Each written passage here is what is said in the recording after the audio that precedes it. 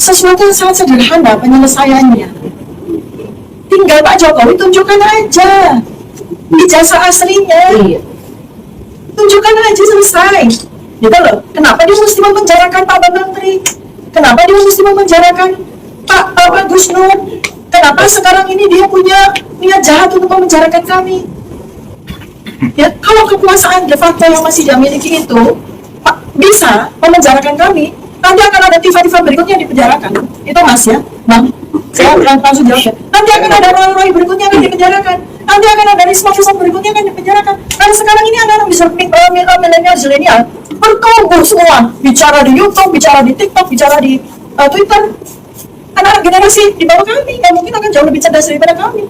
Nah, itu presidennya sangat tidak baik untuk negara ini. Legasi apa, warisan apa yang akan kita berikan kepada anak cucu kita kalau membiarkan sebuah dokumen ya seumur hidup akan ditutup, ya kan? Dan kemudian cara menutupnya adalah dengan memenjarakan para peneliti, para saintis. Apa bedanya dengan zaman Socrates dulu? Diracun, Galileo Galilei, Cicero, dan disuruh iris nadinya sendiri, dan tak terhitung jumlahnya termasuk Rasul Paulus sekalipun. Kebenaran harus dibongkar di penjara dengan pembunuhan dan segala macam. Apa itu yang mau kita lanjutkan? Tidakkah kita ingin kebenaran ini terungkap dan selesai? Bukan dengan cara membiarkan sesuatu yang masih menjadi tanda tanya besar 280 juta rakyat.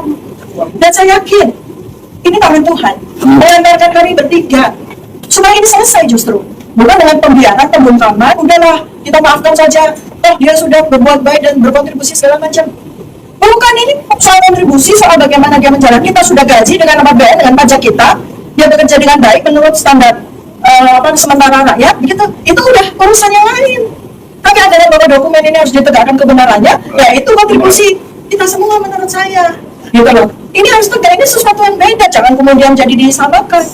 Ada banyak contoh pemimpin-pemimpin dunia, ya, kejadian di Belanda, kejadian di Hungaria, kejadian di Brasil. Banyak catatan kita bahwa orang bisa sampai perdana menteri dengan ijazah palsu, bahwa orang sampai masuk parlemen jadi senator dengan ijazah palsu. Apa yang mereka lakukan? Ya Pak, maaf, dihukum memang negara itu, begitu aja. Jadi saya mungkin Pak Ketua, saya mau nambah jawaban saya. Pertobatan saja kalau memang ijazah itu asal palsu. Pertobatan saja, kita maafkan semua. Mengingat jasa-jasa beliau 10 tahun misalnya, beliau melakukan kesalahan dengan menggunakan dokumen palsu untuk menjadi presiden. Coba kita compare, kita buat sebuah mahkamah rakyat. Jadi, mau kita apakan Pak Jokowi? Ya, kita maafkan. Tapi yang jelas adalah pengakuan dulu. Ijazah ini memang tidak asli kan gitu. Ini berarti nggak bisa. Berarti nggak bisa, sama dengan Cicero, suruh potong nadinya loh, sampai darahnya habis sampai mati. Itu dilakukan peneliti.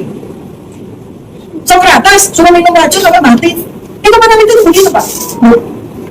Peneliti itu begitu jumlahnya. Kita nggak bisa berdiam diri. Kita nggak bisa berdiam diri ketika sebuah keganjilan, sebuah kegagalan yang kemudian menjadi masalah besar bagi rakyat bangsa dan negara ini dari aspek sejarah.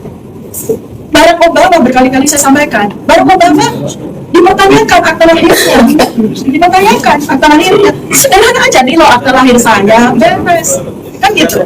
Karena apa, ini nggak sederhana kalau kita biarkan ini terus-menerus.